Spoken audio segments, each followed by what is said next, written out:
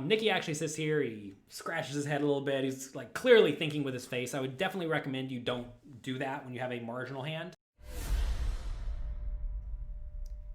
Hello everyone, I am Jonathan Little. Hope you're having a fantastic day. I'm here today with episode 332 of Weekly Poker Hand.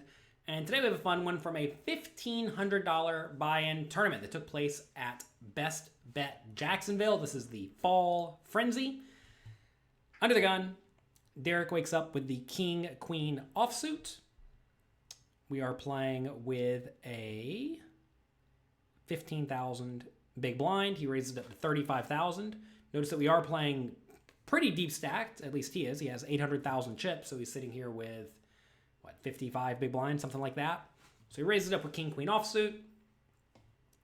Fold. Around to Nikki in the big blind. With pocket eights, he also is playing very deep stacked. He elects to call. This is a great spot to call. You do not want to re-raise with your middle pair type hands. These are hands that flop amazingly well, and you would hate to 3-bet and then get 4-bet. That would be an absolute disaster. So this is a situation where Nikki has a very easy call. Now, Nikki does have more chips than Derek, so at the final table, if you are in a scenario where you have more chips than your opponents, you should at least generally consider being aggressive. However, from out of position, that is not the time to do it. So this is a spot where with a hand that flops really well, you don't want to mess this up. Also, Derek's raising under the gun. He could easily have a very, very strong hand that's going to 4-bet you. So just call, see a flop, and go from there. He does. Flop comes 10, 4, 2, 2 hearts, 1 diamond. Derek has king of hearts, queen of clubs.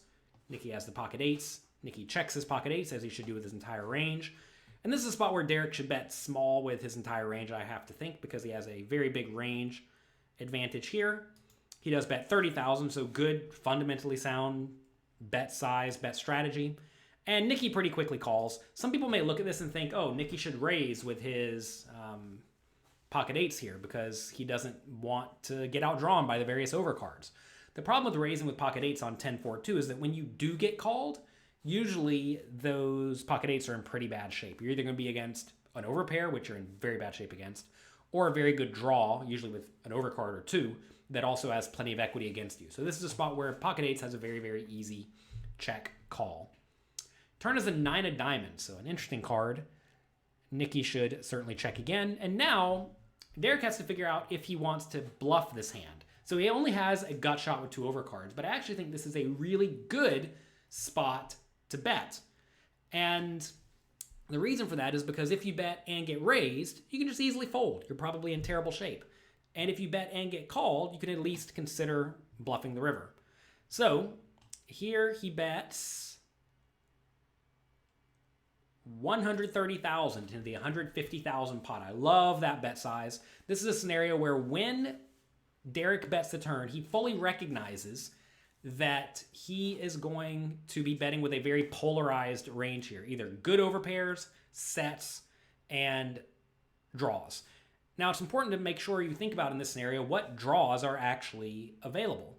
And you also have to be careful to not bet draws that have a decent amount of showdown value here. Because let's say Derek does have a hand like Ace Jack of hearts for 2 overcards and a flush draw. If he bets this hand and gets raised, it is miserably bad because you probably have to fold if your opponent jams it all in.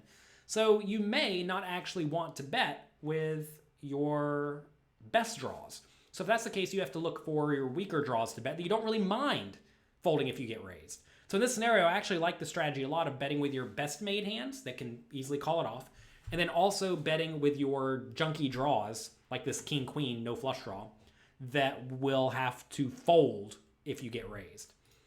So back to Nikki, he has his pocket eights in this scenario. This is a terribly bad spot to be in, but I think it's just a fold.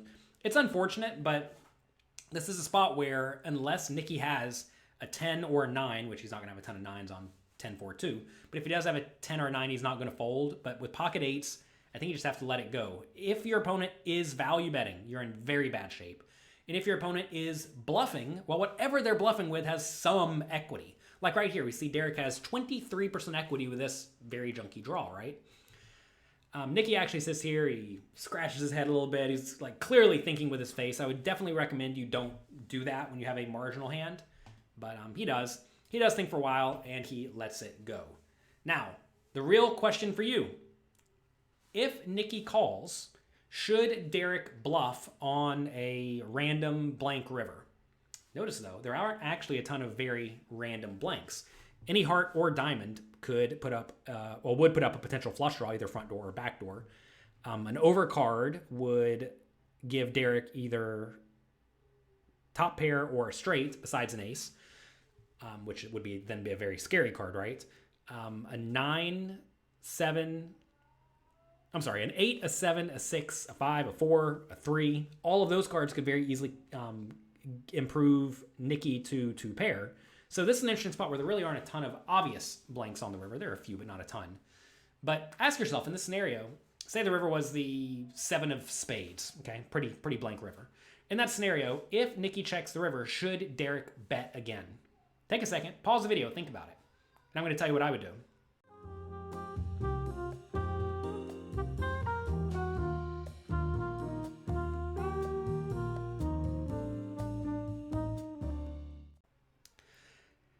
All right, you back? In this scenario, if I was in Derek's shoes, I would definitely bluff the river. This king-queen has no showdown value when your opponent calls your turn bet, right? And you also have a lot of premium hands that would love to continue value betting. If you are going to bet here, very often you're going to want to use a pretty big size on the river because you're trying to get a 10 or a 9 to fold. Now, I'm not going to say that everybody would fold a 10 to a river bet every time, but certainly some people will, especially if you bet big enough. And I actually love a giant bet on the river, an all-in bet. Maybe we'll be a little exploitative and not go all in with our nut hands, like we had top set or something, or pocket aces. Maybe we don't actually go all in with those. Maybe we bet smaller with those. Don't tell anybody that. You don't want to let them know you're super exploitable. But you definitely need to be betting big on this river with the king-queen. And if you're not, you're leaving a lot of money on the table. What a lot of people do very incorrectly is they bet the flop with everything. They bet the turn with their best made hands and their draws. And then they only bet the river with their, what am I trying to say? What's the word? With their nut hands. There we go. So definitely make sure that you are not only betting with the nuts, because if you only bet with the nuts, you become very, very easy to play against. This time, though, Nikki let it go, as he should. It's just a bad spot to be in with the pocket eights. And we move on to the next hand. But this is a very, very well-played hand by Derek that I think a lot of people just give up. They bet the flop, and then they just check behind the turn, check the river, and they lose. But I love Derek's play here a lot, and he capitalized on this scenario. If you enjoyed this video, make sure you check out my site, pokercoaching.com. You can actually get a free membership at pokercoaching.com/free. Can't talk today. Sometimes you sit down to make a video and you just can't talk. So yeah, check that out, pokercoaching.com/free. If you enjoyed this video, click like. I would appreciate it. Click subscribe. That goes a long way to helping the YouTube overlords know that you enjoy my work. And if you're listening to this audio, make sure you write a review. I'd appreciate it. That's me for today. Good luck in your games. Have a fantastic week. I wish you only the best, and I'll talk to you next time.